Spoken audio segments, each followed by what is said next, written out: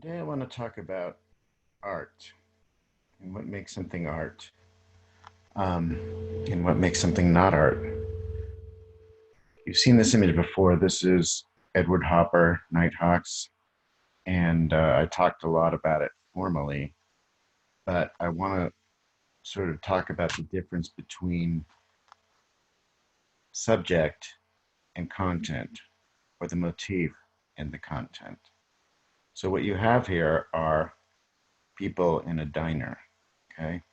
But if you ask somebody, what is this painting about? The painting is not about people in a diner. That's just the subject of the painting. That's just the objects that he is painting. We talked about before when talking about, I believe it was in the uh, post-war, the introduction to the post-war lecture, that what Hopper is doing is he is showing emptiness and isolation. That's the subject of the work, and he's doing that through the design choices.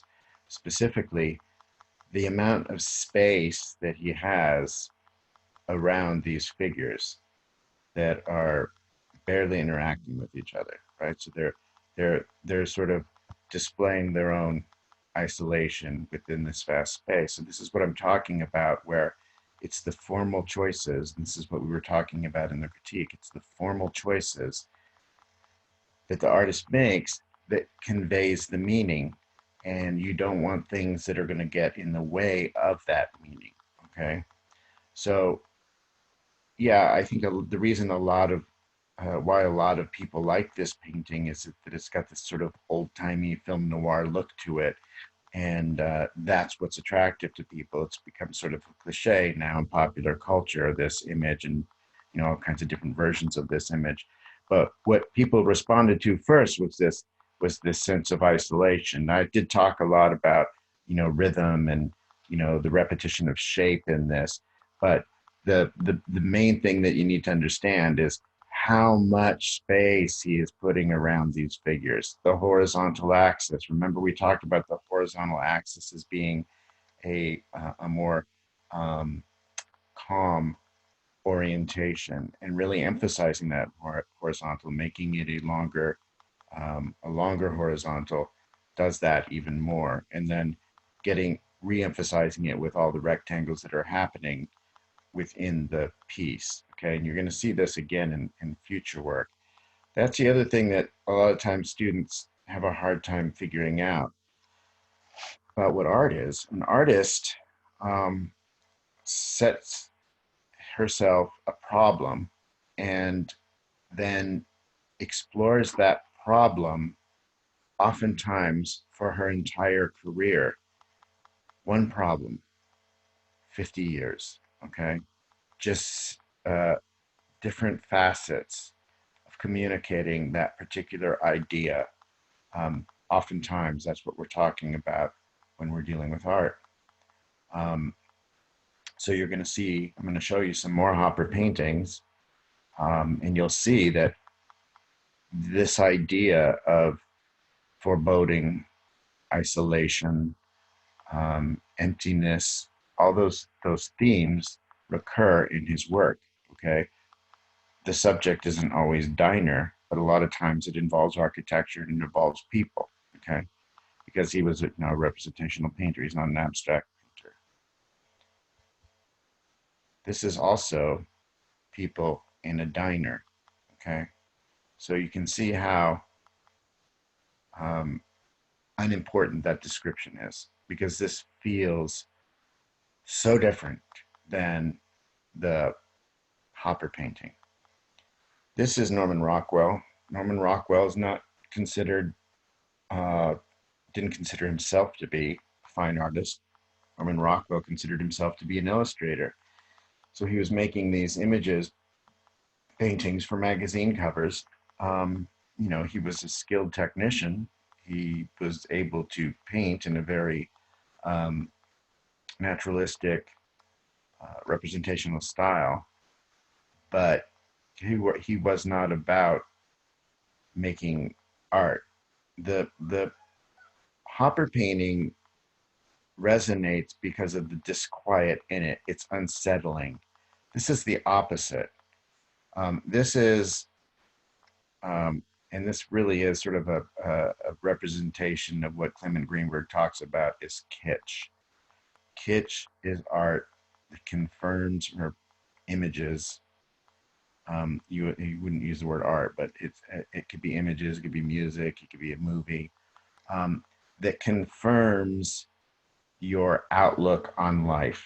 Okay, um, it it it doesn't try to challenge you in any way, and so and that's by design. I mean, obviously, in the cover of a magazine, they're not trying to scare you away. They're trying to bring you in. So they're trying to give you something that's going to respond to your, nostalgia for probably a present or a past that doesn't exist, but it is certainly something that's trying to make you feel good. So you can see in here um, how the figures are taking up a lot more space in the painting. It's not about, he's not showing you the entire diner. He's zeroing in on the figures because these figures are, the main points of the story, right? And you can tell what the story is. You can tell that, this symbol, this is something that you see in a lot of cartoons and movies and things. You wouldn't really see it so much now. Kid probably would have a backpack now, but this little boy's running away from home, and he's stopped from running away from home by the policeman, and the policeman, before he takes the little boy home, is going to take him to the soda fountain and maybe get him a root beer float or a piece of pie or something before he takes him home. And it's this really nice, heartwarming, sort of story that is going on that he's telling with this picture, right? So it's supposed to make you feel good. It's not supposed to challenge you. Now I show this image to classes a lot now, and I get different reactions, but because people are a lot more jaded now, so they have some, I think, really kind of I don't want to say perverse, but they have some kinds of I would say dark versions of what could be going on in this image based on facial expressions and a little child with adults. But um, that wasn't obviously not the intent. There was no subtext like that going on in this work at the time. This work was all about what you see on the surface. You can compare them side by side. You can see that the feeling is completely different in these pieces, even though the subject is the same. There's still stools around a counter, right? There's still a guy working behind the counter, but the feeling is completely different. The elements, of the subject are the same. It's how the subject is treated that gets the content across, and that's the thing that you really need to think about if you have any hope at all of making art. Okay, if that's what your goal is, you really need to think about what your intent is, what it is you want to communicate. You hear all kinds of cliches that aren't really true, but it's things that people say, all the time. Art is in the eye of the beholder. I don't know much about art, but I know what I like, that kind of thing. And it takes the responsibility away from the person saying it, right? Um, because uh, really, to be informed about art, you got to know about art. You to enjoy art, the more you know about it, the more you're going to enjoy it. It's like anything else, okay?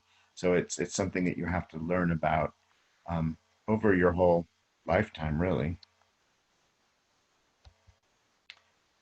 This is another Hopper painting, early Sunday morning, and you can see we've got that rectangle again, that long horizontal rectangle, and that long horizontal rectangle echoed again and again in the proportions of this painting. So all that is when we have this emphasis on the vertical and the horizontal that are parallel for the most part to the top and bottom of the of the canvas and the sides of the canvas, that conveys stability, quiet, calm. Okay, so already that's getting to the content, and then the lighting, right? So that you've got these very long shadows coming down the street, and the way that the bricks are illuminated in the building. Again, the same thing that was going on in Nighthawks the sense of emptiness, of isolation, of something perhaps that's about to happen. This is what's going on in Hopper's work. Another painting of Hopper. I know I was just talking to another instructor, and he's using a lot of Hopper paintings in his illustrations in his drawing class just to jazz up the canvas pages. They're not making assignments based on it, but because Hopper really relates to the current situation we're in now, with this idea of social distancing, where you've got these people in these big empty spaces, this sense of isolation that a lot of people are feeling with what's going on with the pandemic.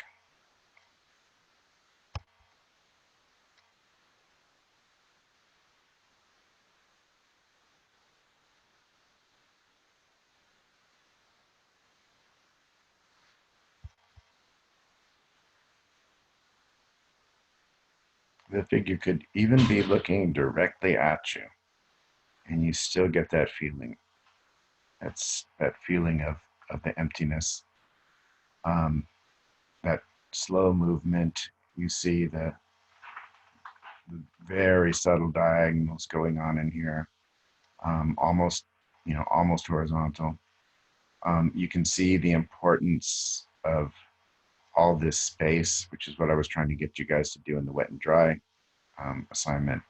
I'm trying to show more space and the figure in this big vast space, because you just have more of a chance of getting a sense of atmosphere about it. So yes, he can draw the figure, he can paint the figure, but it's not about the figure. It's about what the figure is subjected to, what the figure is involved in.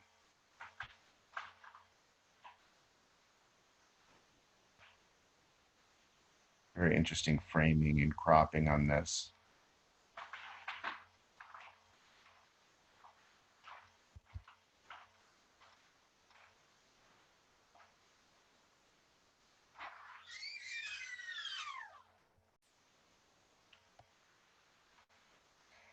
So you can see in here, you've got two figures barely relating to each other.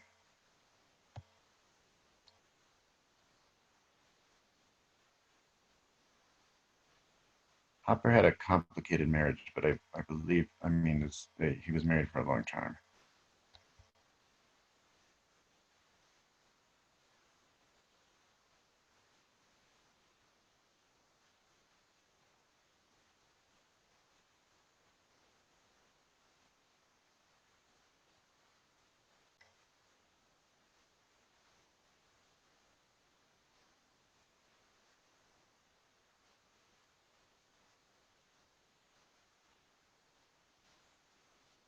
So the subject of this is a movie theater, and you can see the screen way over here getting cropped out. Audience involved with the film, not a big audience, um, and then focusing on the usher just lost in thought.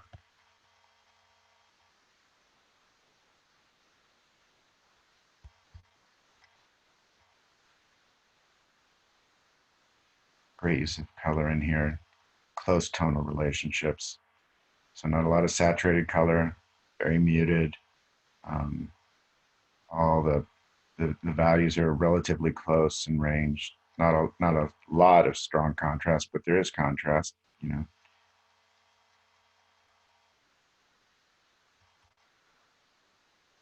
Back to Nighthawks. So I want to show you that the drawings that are going into this painting. So thumbnail sketches, right? So the thumbnail sketches are things that I feel like I'm forcing students to do, right? And so Hopper's making this paint. He's not a student. He's a real artist, and he is going through this process of trying to figure out how he's going to get this idea across. What kind of format does he need? Okay, as he's making a thumbnail, and you can see the importance of drawing in the rectangle here, not using the full sheet of paper to do his composition. He's doing the composition within that rectangle. That's really important when we're doing thumbnails, that we understand what the proportion of the canvas is going to be. Did he start out with this proportion, or did he do the drawing and then start to put the frame around it? You can see here getting a little bit closer to the idea.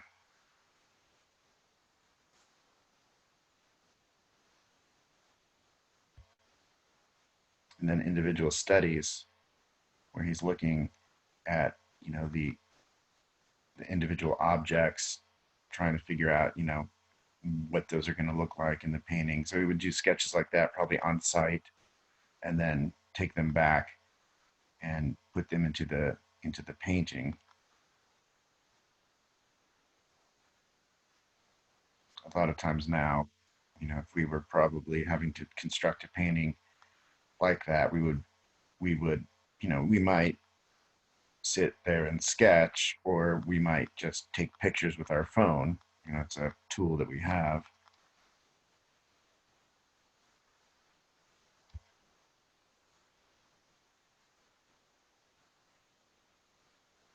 Thinking about the placement of the hands, of the arm.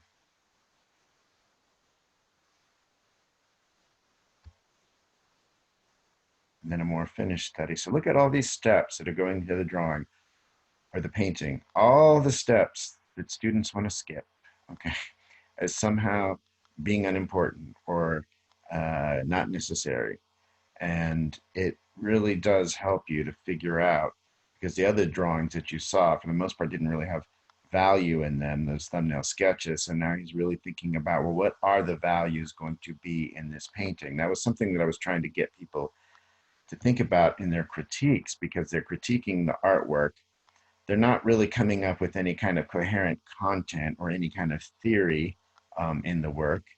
And that might be because the artists themselves were not really thinking about what the theme was, or they weren't really thinking about, well, what are the things that are going to make the meaning in this work? And one of the things that I was trying to get you guys to nail down is value. The values that are in the work. Is the work light and airy? Is the work dark? Okay, just that alone starts to get you to figure out what is happening in this work. What is it about? Okay, so those are the things that we need to think about. And yes, art is about something. Okay, it is about something. It is trying to make you feel something. Okay, it isn't simply about beauty or demonstrating the skill, the hand skills of the artist. Those things are nice, but it's about getting an idea across, a specific idea. Um, yes, there are going to be elements to art that are mysterious or things that you can't quite figure out. Like, what did that mean? What does that part mean? I don't really get that. How does that add up to the whole? But there is a whole, there is a coherent idea, or should be, in good art. So that's what we need to think about when we are making art. So I hope that's helpful. Um, Helpful in making the rest of the things that you're going to make, not just in this class, but the rest of your career. Remember, if the thumbnails and the sketches, if they're good enough for Hopper, they're good enough for you. You shouldn't need to be asked to do it. You should do it on your own.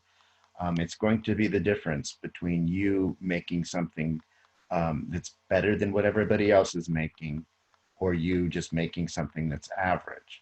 And if you are going to go on to art school, that's your goal, then your idea needs to be, I'm going to be better than everybody else in this school, and this is how I'm going to do it. I'm going to work at it. Okay, art isn't this God-given gift that you have or you don't. It, like anything else, takes work. Okay, so it's real. You really have got to put in the time and figure out what it is you're trying to say. Um, that if you've got that, if you've got something that you want to get across, that's way more important than having the ability to draw and to have those hand skills. Those hand skills are going to come eventually, okay? Or you'll find a way around it. But not having anything to say, that's deadly, okay? But if you don't really have something, some idea that's burning to get out of you, that is something that you're gonna, really need to analyze and think about. Well, why do I want to do this? Why do I want to be an artist? Okay. Um, there are there are thousands of people that have got lights out hand skills, okay, that they can render anything, do anything with their hands, okay. Um, the Art Center produces, I don't know what it is, it's something ridiculous. It's something like 50 to 100 illustration majors every semester they graduate or every year they graduate, right? Um, they graduate so many illustration majors, but there's not that much work for illustrators, right? So, you know, you have to figure out, well, you know, what is going to set you apart, all right? And work and planning and and thinking about how to get the idea across, maybe rejecting that first idea that popped into your head, or how can I make that idea a little bit, put a twist on it, make it a little bit different, a little bit unexpected. Those are all the things that you really have to think about when you're trying to make artwork. Okay. All right. So hope that helped you out. We will see what you come up with.